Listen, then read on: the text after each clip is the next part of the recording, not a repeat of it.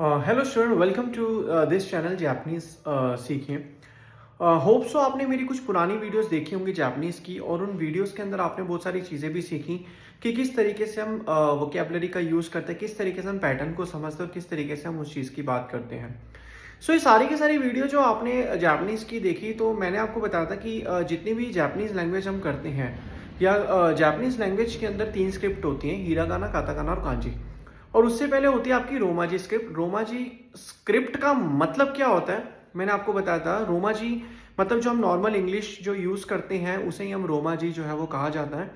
और रोमाजी की जो स्क्रिप्ट है उस स्क्रिप्ट को पहले सीख के अगर हम बात करें जितनी भी बाकी यूरोपियन लैंग्वेज होती हैं उसमें जब भी हम कोई लैंग्वेज सीखते हैं तो उस लैंग्वेज के अंदर क्या होता है कि सबसे पहले हम किसकी बात करते हैं, हम जो है नॉर्मली बात करते हैं, हम सीधा उसको ट्रांसलेट कर देते हैं, मतलब चेंज कर देते हैं।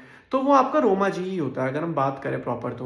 लेकिन जापानीज में क्या होता है, पहले हमें रोमा जी में करना होता है और उसके बाद हमें जो है वो उसको फिर हीरागाना में कन्वर्ट करना होता है, क्योंकि जापान के अंदर मैंने आपको बताया था 3 स्क्रिप्ट होती हैं: हीरागाना, काताकाना और कांजी। हीरागाना जो होती है वो वहाँ के, मैंने आपको ऑलरेडी बता चुका हूँ, फीमेल्स ने लिखी थी। काताकाना वहाँ के मेल्स ने लिखी हुई है। तो क्योंकि इसी तरीके से आप देख लो ना, हीरागाना के जितने भी अल्फ़ाबेट होते हैं थोड़े स्मूथ और थोड़े कर्वी होते हैं, और जो काताकाना के जितने भी आपके अल्फ़ाबेट होते हैं वो थोड़े हार्ड और शार्प होते हैं बिल्कुल, क्योंकि इस तरीके से इन पैटर्न को जो है समझाया हुआ है। और कांजी क्या होता है, कांजी एक तरीके से चाइनीज़ कैरेक्टर होता है। जैसे हम चाइनीज़ लैंग्वेज पढ़ते हैं, चाइनीज़ के अंदर जितने भी फॉन्ट होते हैं, तो कांजी भी सेम उसी तरीके से जो है वो चलती है। कांजी जो है चाइनीज़ कैरेक्टर की तरह ही होती है और उसके फॉन्ट जो है वही चाइनीज़ कैरेक्टर के जो फॉन्ट कांजी होती है वही हम उसको यूज़ करते हैं। अगर आप कहीं जापान जाएंगे, मान ली if you will go to Japan, तो then you will go in मतलब एनीवेयर, आप कहीं भी जाते हो, मॉल के अंदर जाते हो या फिर आप कहीं और जाते हो, तो उसके अंदर क्या है ना, वहाँ पे कांजी लिखी होती है, क्योंकि हीरागाना और काताकाना तो बेसिक चीज़ है स्टार्टिंग में समझने के लिए। लेकिन मेन क्या है, जैसे आप क्या कहते हैं एंट्री करते हो तो ही गुची होता है एंट्री, दे गुची एग्जिट। तो ये सारे के सारे क्या कहते हैं, ये वहाँ पे ना वर्ड्स हीरागाना में नहीं लिखे होते, एक्चुअली कांजी में लिखे होते हैं।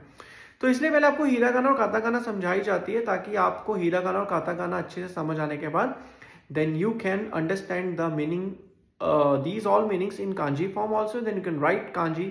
तो ये सारी की सारी चीज़ें जो है आपको समझनी पड़ेगी और इस चीज़ को आपको अंडरस्टैंड करना पड़ेगा। तो जापानीज़ की यही सारी की सारी थोड़ी सी स्मॉल थिंग्स है जो आपको लर्निंग के at the time of learning simultaneous you have to learn these things also, तो you can improve yourself. So यही चीज़ मैंने आपको आज वीडियो में बताना था। होप्स आपको वीडियो पसंद आए। इस वीडियो को शेयर करिए अपने फ्रेंड्स के साथ। बाकी मिलते हैं अपने नेक्स्ट वीडियो में।